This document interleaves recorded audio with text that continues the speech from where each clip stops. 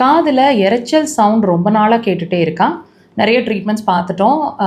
எதுவும் பலன் அடிக்கலை. ஏன்னு தெரிஞ்சுக்க முடியல அப்படின்னு யோசிச்சுட்ருக்கீங்கன்னா, இந்த பதிவில் ஜஸ்ட் 3 minutesல உங்களோட பிரச்சனைக்கான சொல்யூஷன், இது ஏன் வருது அப்படிங்கிறதையும் தெரிஞ்சுக்கலாம். முழுசாக பாருங்கள்.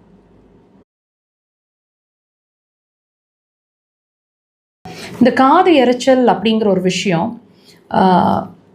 நிறைய நாளாக இருக்குது, சமீப காலமாக தான் இருக்குது, அடிக்கடி நடந்துட்டுருக்கு. திடீர்னு ரைஸ் ஆகுது, காதில் வந்து பஸ்ஸிங் சவுண்டு மாதிரி கேட்குது, ஹாலோசினேஷன்ஸ், அதாவது யாரோ பேசுகிற மாதிரி கேட்குது. இந்த மாதிரி விஷயங்களில் நீங்கள் சஃபர் ஆகிட்ருக்கீங்க அப்படின்னா நல்லா புரிஞ்சுக்கோங்க.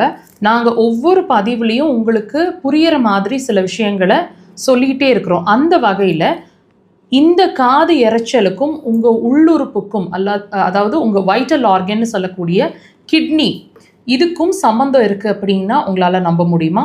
எஸ், அதுதாங்க உண்மை. உங்களோட கிட்னிஸ் வந்து பாதிச்சிட்ருக்கு. அதாவதுங்க, கிட்னியோட எனர்ஜி லெவல் அப்படிங்கிற ஒரு விஷயம் நார்மலாக இல்லை, குறைவாக இருக்குது. அப்படிங்கிற பட்சத்தில் உங்களோட ஏதாவது ஒரு வகையில் உங்களுக்கு அது இன்டிமேட் பண்ணணும் இல்லையா? ஸோ உங்கள் காதுகள் வழியாக அது இன்டிமேட் பண்ணும். நல்லா புரிஞ்சுக்கோங்க. இன்னொரு விஷயத்துலையும் அது சொல்ல ஆரம்பிக்கும். இப்போ இது வந்து ஒரு 6 months 1 year 2 years-ஆக, அதாவது நாள்பட்டு இருக்குன்னு வச்சுக்கோங்களேன் உங்கள் காது இரைச்சல். அப்போது இன்னொரு 2-3 வகையில் அது சொல்லும். என்ன சொல்லும்? கிட்னியில் ஸ்டோன்ஸை ஃபார்ம் பண்ணி உங்களுக்கு ஒரு அலர்ட் கொடுக்கும். இதையும் நீங்கள் சரியாக கவனிக்கலைன்னு சொன்னால் கிட்னியோட ஃபங்க்ஷன்ஸை குறைக்கும். அதாவது நீர் போகிற விஷயங்களில் டிஸ்டர்ப் பண்ணும். குறைவாக போகிற மாதிரி இருக்கிறது, காலை தொங்க போட்டு உட்காந்துருந்தீங்கன்னா சொரந்து வீங்குற மாதிரி இருக்கிறது, அழுத்துனா குழி விழுகிற மாதிரி இருக்கிறது. அது மட்டும் இல்லைங்க, தூங்கி எந்திரிச்சா வந்து ஃபேஸ் வந்து பஃபி ஆகிடுற மாதிரி இருக்கிறது, சால்ட் டேஸ்ட்டில் வித்தியாசம் தெரியுது.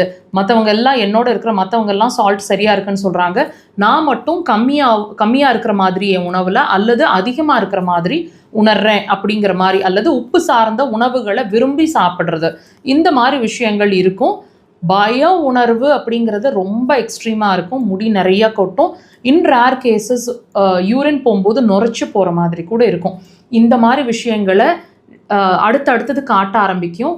இதுவும் ஒரு வார்னிங் சிக்னல் தான். தயவு செய்து ட்ரீட்மெண்ட்டை உடனே ஸ்டார்ட் பண்ணுங்கள். இல்லைன்னா அது வார்னிங் சிக்னல் காட்டும் போதே நம்ம ட்ரீட்மெண்ட்டை ஸ்டார்ட் பண்ணலைன்னா கிட்னியை வந்து நம்ம இழக்க நேரிடும். அதாவது அதோட வைட்டல் எனர்ஜியை நம்ம இழக்க நேரிடும், செயல்பாடுகளை இழக்க நேரிடும். அதனால் இந்த வார்னிங் சிக்னலுக்கு இம்பார்ட்டன்ஸ் கொடுத்து ட்ரீட்மெண்ட்டை ஸ்டார்ட் பண்ணுங்கள். அக்குபஞ்சர் இதுக்கு சிறந்த தீர்வாக இருக்கும்.